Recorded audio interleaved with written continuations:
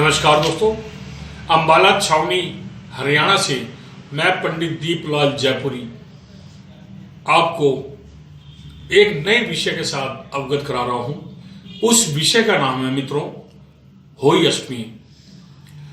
होई अष्टमी का व्रत, पूजा विधान और कथा, ये मेरा आज का विषय है। मित्रों, कार्तिक कृष्ण पक्ष की अष्टमी को होई अष्टमी कहा जाता है। यह व्रत दीपावली से ठीक एक सप्ताह पहले आता है। प्राचीन मान्यता तो ये थी कि जिस वार के दिन होई अष्टमी पड़ती है उसी वार के दिन दीपावली महापर्व मनाया जाएगा या जाता था। लेकिन तिथि घटने बढ़ने की वजह से इस वर्ष 2020 में होई अष्टमी का त्योहार 8 नवंबर यानी कल रविवार के दिन मनाया जा रहा है, जबकि दीपावली का महापर्व 14 नवंबर दिन शनिवार के दिन मनाया जा रहा है। तिथि घट रही है, घटत बढ़त है, इस वजह से ये मना हो रहा है। अधिकतर जिस दिन होई अष्टमी होती है, मैंने बताया आपको, उसी दिन दीपावली, मतलब एक हफ्ते बाद उसी वार के दिन दीपावली होती है। ये प्राचीन मत ऐसा था। यह व्रत वस्तुतः महिलाओं अपनी संतान की लंबी उम्र की मंगल कामना के लिए करती हैं। मित्रों, जहां सुहागिनों ने अभी 4 नवंबर के दिन करवा चौथ का महाव्रत अपने पति की लंबी आयु के लिए रखा था, उसी प्रकार होई अष्टमी का महाव्रत संतान वाली महिलाएं, सुहागिन महिलाएं अपनी संतान की आरोग्य निधि हेतु करेंगी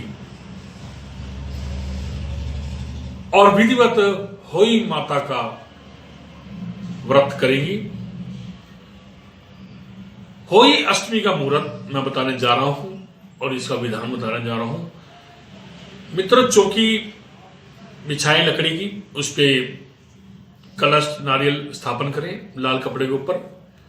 होई माता का चित्र लगाएं, धूप दीप मिष्ठान षोडशोपचार से चित्र की मां होई जी की पूजा करें स्त्रियां।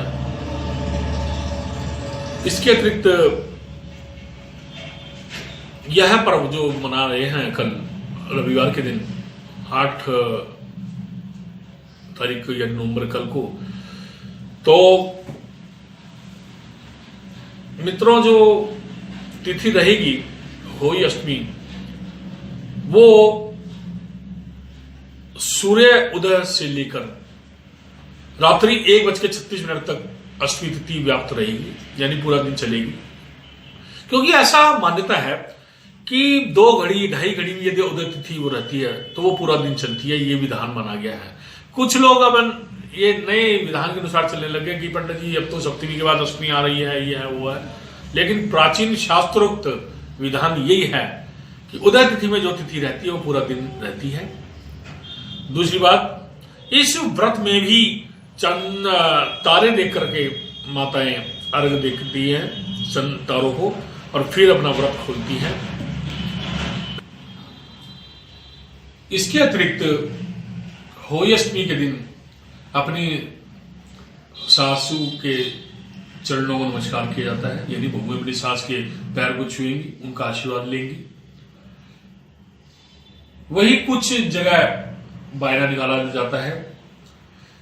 इस दिन ऐसा कहते हैं किसी जानवर की हत्या नहीं करनी चाहिए, ऐसा मत है, प्राचीन मत है। मित्रों, होई अष्टमी की जो कथा मुझे पता है वो मैं बताने जा रहा हूं कि प्राचीन काल में एक शहर में एक साहूकार के 7 लड़के रहा करते थे। साहूकार की पत्नी दिवाली पर घर लीपने के लिए होई अष्टमी के दिन मिट्टी लेने गई। जैसे ही मिट्टी खोदने के लिए उसने कुदाल चलाई, वह सेह की मान में जा लगी। सेह एक जानवर होता है, चूहे की तरह होता है। सेह के मान में जा लगी, जिससे कि सेही के बच्चा मर गया। साहूकार की पत्नी को इसे लेकर काफी पश्चाताप हुआ। इसके कुछ दिन बाद ही उसके बेटे की मृत्यु हो गई। इसके बाद एक एक करके उसके सातों बेटों की भी मृत्यु होती चली गई। इस कारण साहूकार की पत्नी शोक में डूबे रहने लगी। एक दिन साहूकार की पत्नी ने अपने पड़ोसी औरतों को रोते हुए अपना दुख की कथा सुनाई, जिस पर औरतें ने उसे सलाह दी कि यह साझा करने से, यानी यह अहोई अष्टमी का व्रत करने से तुम्हारा जो अभिष्ट प्रायश्चित है, पाप जो तुमने पाप कर्म किया था, उससे तुम्हारा इसका शांत मिलेगा और तुम्हें मनोवांछित फल की प्राप्ति होगी अहोई अष्टमी के व्रत करने से। अतः तुम इसकी पूजा करो, क्षमा याचना करो, भगवान की कृपा हुई तो तुम्हारे पाप शीघ्र ही नष्ट हो जाएंगे, ऐसा उन महिलाओं ने उनको कहा। ऐसा सुनकर साहूकार की पत्नी ने हर साल कार्तिक मास की अष्टमी को मां अहोई अष्टमी की पूजा व्रत किया। मां भगवती की कृपा से, अहोई अष्टमी की कृपा से साहूकार की पत्नी फिर से गर्भवती हो गई और उनके कई साल बाद उनके जो पुत्र है, एक एक करके 7 पुत्र हुए, ऐसा कथा में आता है। तभी से अहोई अष्टमी का प्रचलन आरंभ हुआ, अहोई अष्टमी व्रत किया जाता है। मित्रों, नाना प्रकार की कथाएं आती हैं हमारे सनातन धर्म के अंदर अहोई अष्टमी की। कुछ गेहूं से पहले बनाती थी अहोई माता के चित्र, अब आजकल रेडीमेड बनने, मतलब तो विधान करने से होता है।